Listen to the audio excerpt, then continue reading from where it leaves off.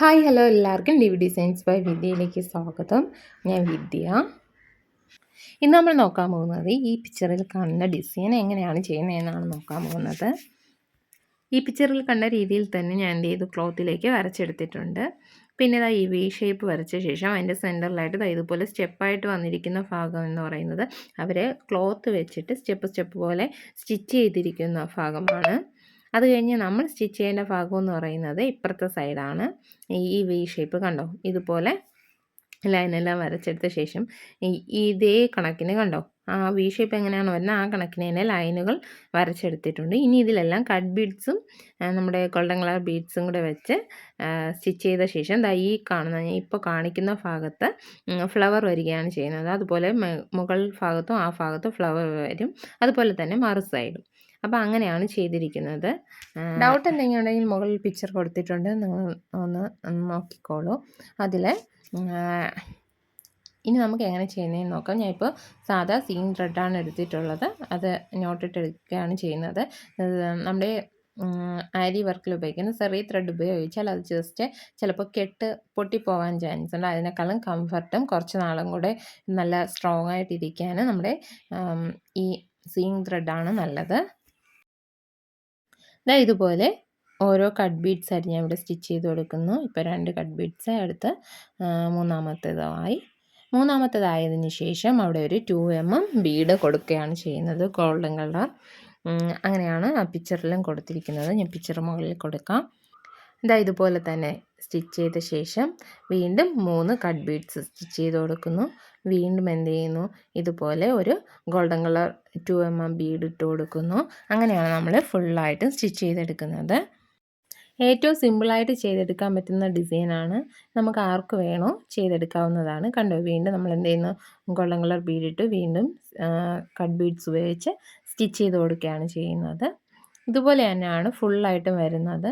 പിന്നെ നിങ്ങളിങ്ങനെ നമ്മൾ സ്റ്റിച്ച് ചെയ്തുകൊണ്ടിരിക്കുമ്പോഴത്തേക്കും നമ്മുടെ ത്രെഡ് കയറി ഉടക്കുന്നുണ്ടെങ്കിൽ, അതായത് അടിയിൽ നിന്ന് ഇങ്ങനെ വലിച്ചെടുക്കുമ്പോഴത്തേക്ക് ഉടക്കുന്നുണ്ടെങ്കിൽ ജസ്റ്റ് ഒന്ന് നിങ്ങൾ ആ ത്രെഡിൽ നിന്ന് ആ നീഡിലൊന്ന് മാറ്റിയിട്ട് ആ വലിഞ്ഞു വരുന്ന നൂലുണ്ടല്ലോ ആ ക്ലോത്തിലെ, അത് ജസ്റ്റ് ഒന്ന് വിട്ടിട്ട് നമ്മുടെ ത്രെഡിൽ മാത്രമായിട്ട് സ്റ്റിച്ച് ചെയ്തെടുത്താൽ മതി. അപ്പോൾ അതെന്ത് ചെയ്യും, അത് അവിടെ കുരുങ്ങില്ല, അല്ലെങ്കിൽ കുരുങ്ങി ചിലപ്പോൾ പൊട്ടിപ്പോവാൻ ചാൻസ് ഉണ്ട്. ഇതുപോലെ തന്നെ നമ്മൾ ബാലൻസ് എല്ലാം എന്ത് ചെയ്യുന്നു, സ്റ്റിച്ച് ചെയ്തെടുക്കുന്നുണ്ട്.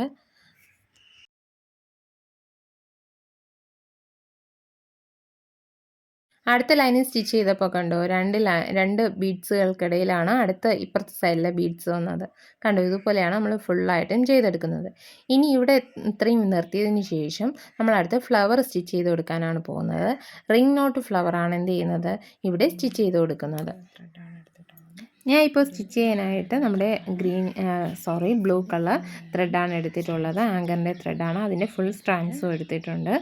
എന്നിട്ട് ഈ കാണുന്നത് പോലെ തന്നെ ആദ്യം ഞാൻ സെൻറ്ററിലായിട്ട് ഒരു റൗണ്ട് വരച്ചെടുത്തു.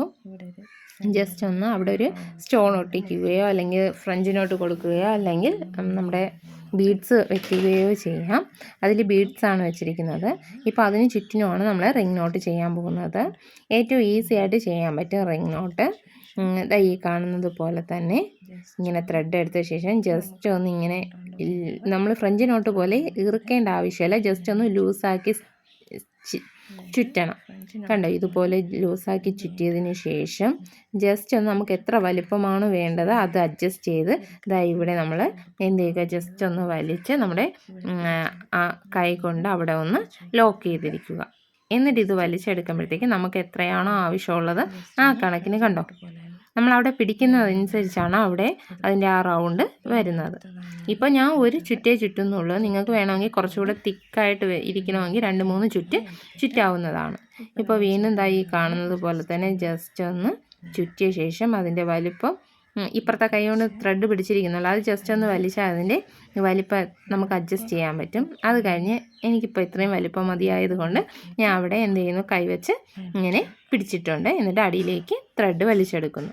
ഇപ്പോൾ അവിടെ കണ്ടോ, കറക്റ്റായിട്ട് നമുക്ക് റിംഗ് നോട്ട് കിട്ടി. ഇതുപോലെ തന്നെ ആ റൗണ്ടിന് ചുറ്റായിട്ടും നമുക്ക് ചെയ്തെടുക്കാവുന്നതാണ്. ഇതിലിപ്പോൾ മൾട്ടി കളർ ഉപയോഗിച്ചിട്ടാണ് ഫ്രഞ്ച് നോട്ട് ചെയ്തെടുക്കുന്നത്. ഇതിപ്പോൾ ഞാൻ ഒരു ഫ്ലവറാണ് ചെയ്ത് കാണിക്കുന്നത്. ബാക്കി എല്ലാ ഫ്ലവറും ഇതുപോലെ തന്നെയാണ് ചെയ്യുന്നത്.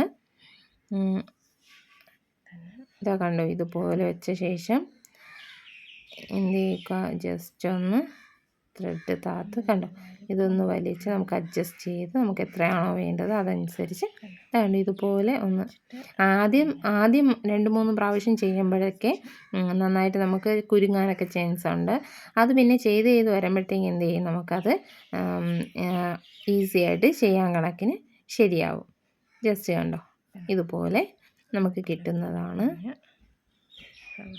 ഈ ഫ്രഞ്ച് നോട്ട്, റിംഗ് നോട്ട് ഇതൊക്കെ ചെയ്യുന്നതിൻ്റെ ഡീറ്റെയിലിംഗ് ട്യൂട്ടോറിയലായിട്ടുള്ള വീഡിയോസ് എൻ്റെ ചാനലിൽ അപ്ലോഡ് ആക്കിയിട്ടുണ്ട്. കാണാത്തവരുണ്ടെങ്കിൽ കണ്ടു നോക്കുക. അതിൽ ഡീറ്റെയിൽ ആയിട്ട് എങ്ങനെയാണ് ചെയ്യുന്നതെന്നൊക്കെ നമുക്ക് പറയുന്നുണ്ട്.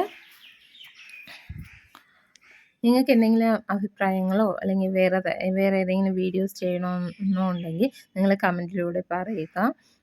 പിന്നെ നിങ്ങൾക്ക് ഇഷ്ടമാണെങ്കിൽ ലൈക്ക് ചെയ്യാനും ഷെയർ ചെയ്യാനും കമൻറ്റ് ചെയ്യാനും മറക്കരുത്.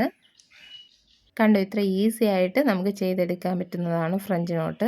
കണ്ടോ, ഇനി ഒരു ഫ്ലവറും കൂടെ കൊടുത്തു കഴിഞ്ഞാൽ നമ്മൾ ഈ ഫ്ലവർ പൂർത്തിയായി അതിൻ്റെ സെൻറ്ററിലും കൂടെ ഒരു ബീഡ്സോ സ്റ്റോണോ എന്തെങ്കിലും കൊടുത്തു കഴിഞ്ഞാൽ അതും ക്ലിയറായി. ഇങ്ങനെയാണ് നമ്മുടെ വർക്ക് അതിൽ ചെയ്തിരിക്കുന്നത്. അപ്പോൾ നിങ്ങൾക്ക് എല്ലാവർക്കും ഇഷ്ടപ്പെട്ടെന്ന് വിചാരിക്കുന്നു. ഇഷ്ടമായാൽ ലൈക്ക് ചെയ്യാനും ഷെയർ ചെയ്യാനും കമൻറ്റ് ചെയ്യാനും മറക്കരുത്. അടുത്തൊരു വീഡിയോയുമായി കാണുന്നത് വരെ ബൈ.